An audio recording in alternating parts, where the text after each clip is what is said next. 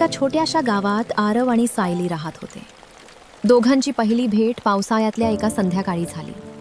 बस स्टॉपवर उभी असलेली सायली आणि तिला पाहून थांबलेला आरव, त्या एका नजरेतच काहीतरी खास होतं.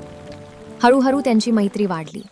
रोजचे फोन, भेटी, एकत्र चहा पिणं, पावसात फिरणं, नकळत दोघं एकमेकांच्या प्रेमात पडले. आरवने तिच्यासोबत आयुष्याची खूप स्वप्न पाहिली होती. छोटंसं घर, आनंदी संसार आणि कायमची साथ. सायली सुद्धा त्याच्यावर मनापासून प्रेम करत होती. पण तिच्या घरच्यांना हे नातं मान्य नव्हतं. एक दिवस अचानक तिचं लग्न दुसरीकडे ठरलं. सायलीने खूप प्रयत्न केले, पण परिस्थिती समोर ती हरली. आरवच्या डोळ्यासमोर त्याची सगळी स्वप्न तुटत होती.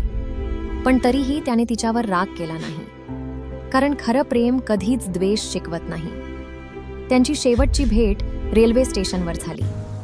सायलीच्या डोळ्यात अश्रू होते आणि आरवच्या चेहऱ्यावर जबरदस्तीचं हसू. गाडी सुटण्याआधी सायली फक्त एवढंच म्हणाली, जर नशिबात असतास ना, तर आज दूर नसतास.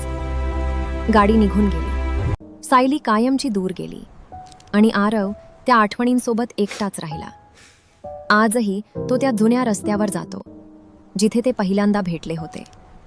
कारण काही प्रेमकथा पूर्ण होत नाहीत, पण त्या आयुष्यभर मनात जिवंत राहतात.